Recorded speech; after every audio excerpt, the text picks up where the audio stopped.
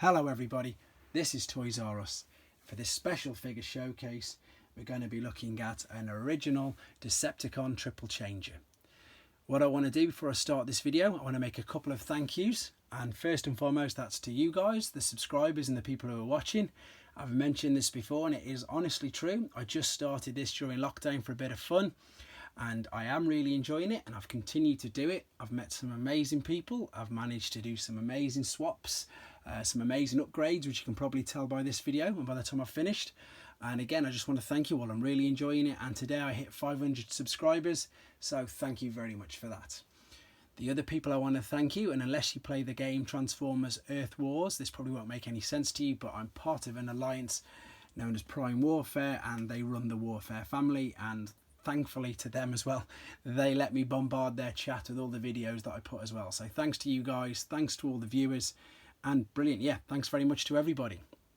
Although I've been doing things like unboxing and flyers and books and as many different things as I can think of while I've been doing this, I'd like to return this video, especially due to the content of what I've got, to what I started the whole channel for, which was basically to give you the showcase, because I'm silly enough, or lucky enough, however you want to call it, daft enough to have the figure in all of its modes and some of different types of packaging.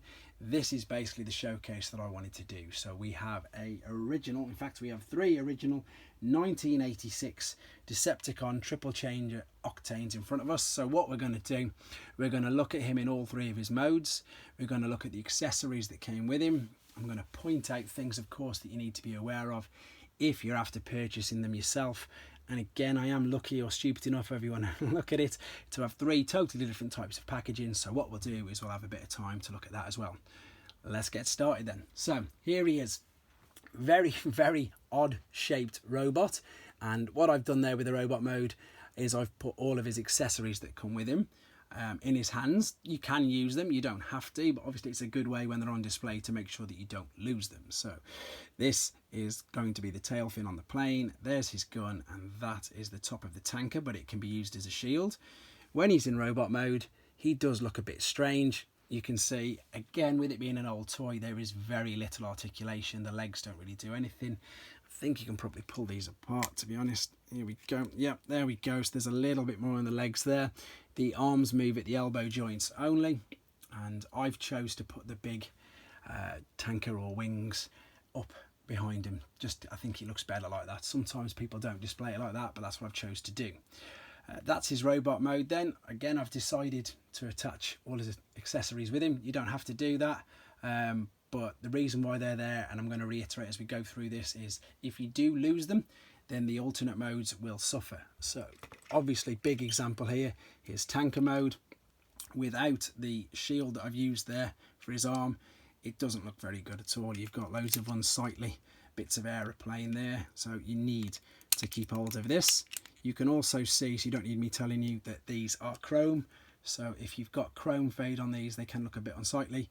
I've got actually a bit of sun fade there, which I didn't realise. So there we go. So there's the chrome and there's the sun fade. So you need to keep an eye on that. It is that creamy colour as well that can get sun faded quite badly. But that's the tanker version of his alt mode. And then we've got the plane there. So as I said, if you haven't got this, here's little shield type. It doesn't look the same without that. So it's important that you do keep hold of all of his accessories depending on how you want to display him.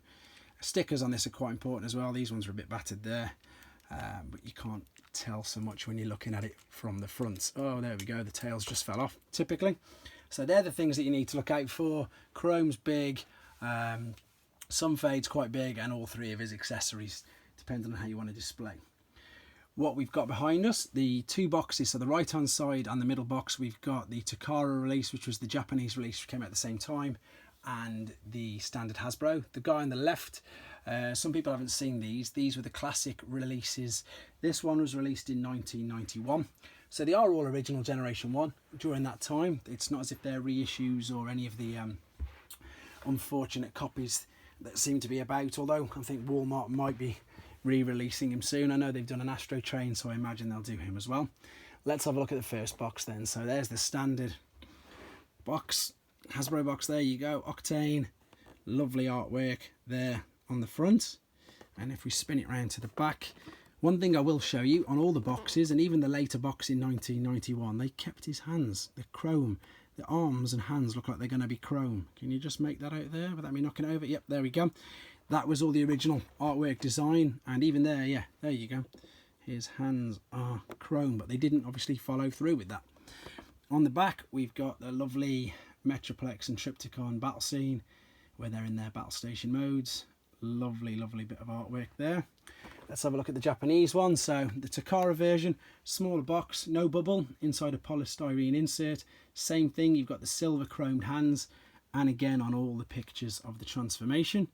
That obviously never made its way through. And the battle scene, oh, it's exactly the same. It's exactly the same, just a little more zoomed in, I think, on Metroplex there. But the big thing with these Takara boxes is that they're just more compact, and I think that they look that little bit nicer. Moving on to the big upgrade of mine then. This obviously is the classic version. I'm lucky enough to have had this graded, so lovely gold box.